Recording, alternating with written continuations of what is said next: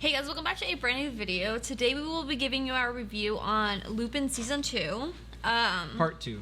Part 2. Starring Omar Sy playing the main character, Son. So this show is just giving us part by part super quickly. The first part came out in January and this one just came out. So they're doing pretty well with giving it to us, but it's only 5 episodes. Only 5 episodes. I feel like this should have been like one season. Yeah. Part 1 and Part 2. I kind of don't mind it being Part 1, Part 2 though. I mean, I don't know. I like it just because I feel like it's a show that you need a break from. For me at least, because I feel like... I think I could have watched 10 episodes and been fine. After a while, I just get a little, like, uninterested. Even though there's, like, interesting things that happen. I just get a little uninterested because it's kind of, like, repetitive. Like, you know he's gonna escape, which is pretty much the whole show. And you obviously expect it, but I feel like it just gets old after a while. I feel like with this one, it definitely got stale at certain points. Like, I was into it the first episode, and then I was into it like the last 2 episodes. Mm-hmm. But maybe like 2 and 3, I was not fully into it. And also, like, I feel like the show lost a little bit of the magic. For me personally, probably because you said like you're just getting used to it. Yeah. The first one, I enjoyed all the little trickery he had going on. Mm-hmm. But in this one, I still did at certain points. I'm like, oh, that was cool how they did that. But on some of them, I'm just like, of course. Or, you know, it's like, I don't know. I still enjoyed it. Like the last 2 episodes, I was really into it. The one thing that I did like about it, you obviously know he escapes, but he has like a sidekick this season. His best friend. Like, he still had him, but he didn't really do anything with him. And I like how they showed the throwbacks of when they were a kid, yeah, doing all this stuff together, and it's like we're back at it again. Yeah, that's what I liked about it too. Like, he wasn't just posted up in the jewelry shop, he's actually in real life with the guy. Mm-hmm. And we did see flashbacks in season or part 1, but this one we see a lot more and we get a lot more of the story. Yeah, I enjoyed this one, but I don't think I enjoyed it as much. And like I said, I think it's just there's a lot of trickery going on, and it can be overkill sometimes, where it's like it's constant. Boom. I still enjoyed it. I like the acting still. I liked how they set up certain things. I think how this one ended, I think it was good because we finally got some sort of ending to a degree. And he's always one step, like 3 steps ahead. Always. You always think that this scene is just this scene, but then like they'll bring it back and it's like, oh, he was actually doing something more than what you saw him doing, or like there was a reason why he did this or that. There's one part where they're at a concert and he has one of the main guys, and then he just leaves. And it's like, you literally have this guy right here. And I was thinking, like, why did he just bounce like that? But then it brings it back and it shows like, oh, he was actually doing some other stuff. He bounced for a reason because he didn't need to be there. Yeah.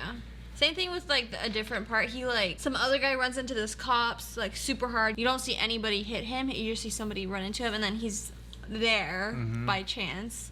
And then like on the last episode, it shows you everything. Like, oh, so it was this person. Yeah. But for me, I don't know about you, some of the parts in this are a little predictable because I'm like, okay, this is obviously set up. He has to know the guy that bumped into him. They must expect things to be obvious at this point, like the writers and stuff. I feel like they know we're gonna think it's obvious because, I mean, you just have to. It's constant stuff going on. So I feel like it's like they're doing it on purpose to a degree, just to be like fun and keep it like fun, I guess. But yeah, I can see it being a little too much. Like you said, it's just constant. One thing I didn't like about this show though was I don't remember if they did this in part 1, but in part 2, the camera shaking and stuff and like having that effect to it, I don't care for that kind of style of filming. I didn't even notice it until you pointed it out, honestly. Yeah, I noticed it because I typically don't like movies or TV shows that are like that. But this one didn't do it the whole time. This one, it was really in certain parts. Like it wanted you there in the room with them. Yeah. I don't know if I'm just not paying attention completely to it or not, like, or following it, but sometimes there's confusing parts, like when he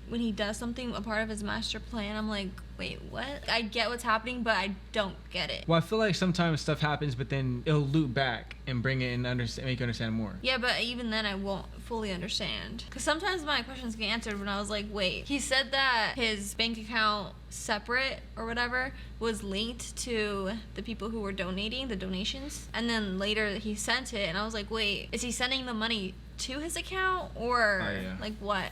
And then I think after that, like a little after, they mentioned like it's going to his account, but it's not his money. It's like foundation. Yeah. I did want to mention the 2 cops, the male and the female cop that are taking lead on the case. I like how the male cop is kind of like on his side in a way. Like he doesn't want to arrest him yet. Like he even told the girl cop, let him go. That's because he understood now, because he pretended he wasn't a cop, was hanging out with, not hanging out with him, but like helping him. So now he has the benefit of the doubt. And then he kind of realized, like, wait, this guy's not as bad as we think. And for one, he realized I was a cop. He literally called me out, like, I'm a cop and yeah, whatever. But I like those two characters. I mean, you don't really see the girl too much, but yeah, the guy cop though, I like his. I feel like she was a bit over top. Like, I feel like it was forced. But yeah, overall, like I said, I enjoyed it. I don't know if there's gonna be a part 3, but if there is, we'll watch it and give a review on it. But that's gonna be the review of Lupin Part 2. And also, comment down below if we're saying that wrong. We probably are. Because I think they say it Lupin. Yeah, Lupin does not sound correct for a French word or like name or whatever. It just didn't sound that's how you're supposed to say it. But before we go, we gotta give you our rating. So I'd give this show a 70. I'm not really sure how I ranked the first part, but this one was a bit better than that one just because Oh, you're crazy. the beginning of part 1 was good, but I love the beginning of part 1. I think it went downhill after the first episode because it was kind of like, wait, what? Yeah, it's just really repetitive for me, and I didn't even want to watch part 2. I just dreaded it the entire time of watching a new episode. For me, I'd probably give part 2 like a 78. Yeah, I enjoyed it. I didn't enjoy it as much as the part 1. Like you said, it gets a little repetitive and it just doesn't have that same magic that I liked with part 1. And I think that's just because I'm getting used to it and I'm kind of predicting and knowing what, like, of course this is gonna happen, of course that's gonna happen. Either way though, that's the review. If you enjoyed the video, definitely leave a like. We appreciate that. Subscribe if you haven't already. Comment down below your thoughts on the show if you've seen it, and if you haven't, like we said, go check out part 1, part 2. It's all on Netflix. But either way though, my name's Matt. My name's Nicole. And we'll catch you next time.